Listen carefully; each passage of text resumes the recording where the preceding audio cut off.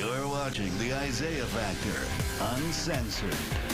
And welcome back to the second half hour of The Factor Uncensored. Our survey has highlighted that Americans are experiencing a friendship recession with a significant drop in close friends reported. Let's hop into that conversation with our expert tonight.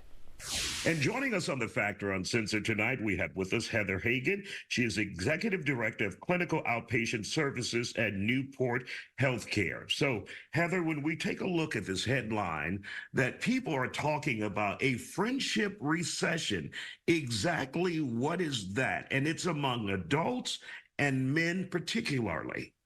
It is, and it's really referring to the fact that as adults, and especially as men, there aren't as many friendships that they have. So the connection piece is wildly important throughout our life.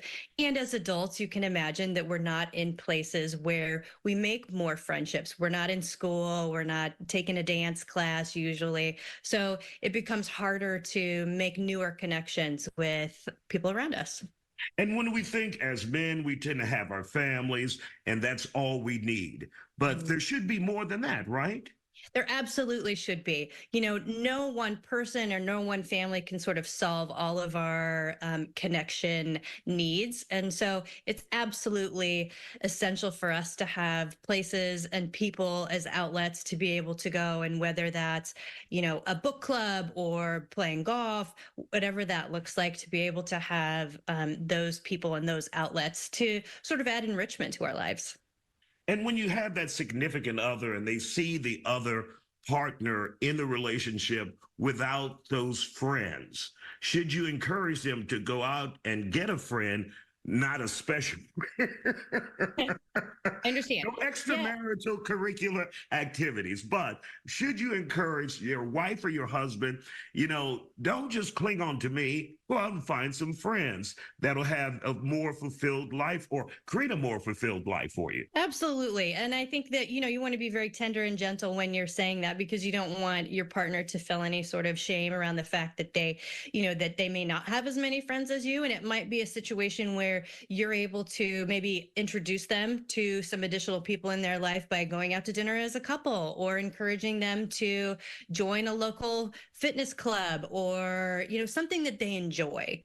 You want them to sort of tap into the things that they feel passionate about and that they love to do. And then they're going to be more apt to connect with people in that same space. Now, is this as a result, this friendship recession that we're seeing across the country, is this the result of the pandemic or just human nature?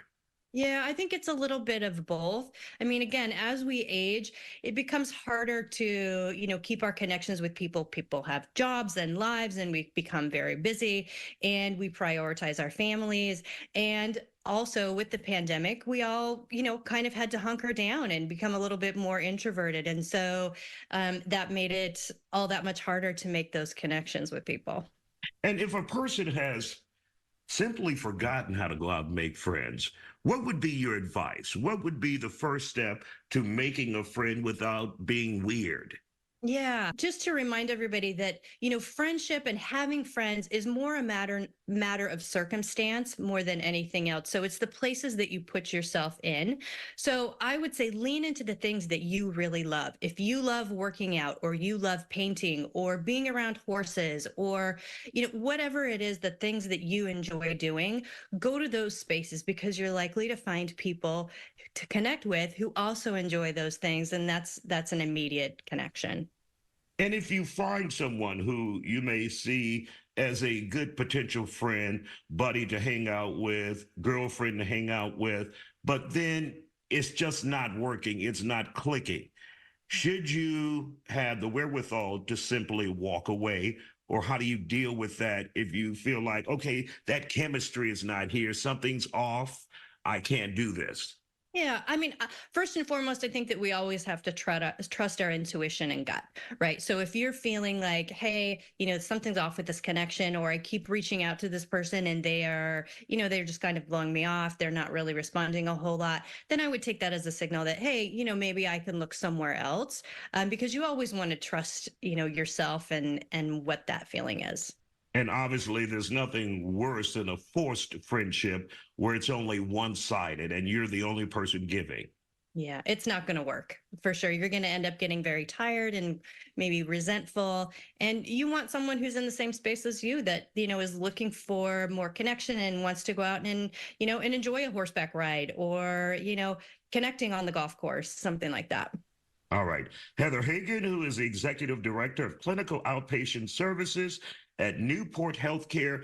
Thank you for your guidance and your help, and get some of these lonely people some damn friends. Thank you, Heather. We appreciate your time. You're on My the pleasure. Uncensored tonight.